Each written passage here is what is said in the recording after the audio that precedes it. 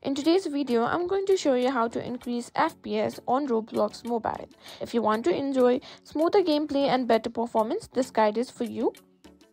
First, let's quickly talk about FPS, which stands for frames per second. The higher your FPS, the smoother the game will run. Roblox, like many mobile games, can sometimes feel a little laggy or choppy if your FPS is too low. So improving your FPS can help you play without stutter and make your experience much better. Now, first things first, open your Roblox mobile app. Now tap on settings. After that, you can find various options, that is like stream quality. Simply tap on it and simply increase the FPS on level whichever you prefer.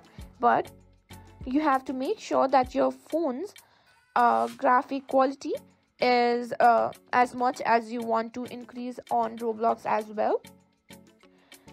And that's it. By following these steps, you should see a noticeable improvement in your Roblox gameplay with higher FPS and smoother performance.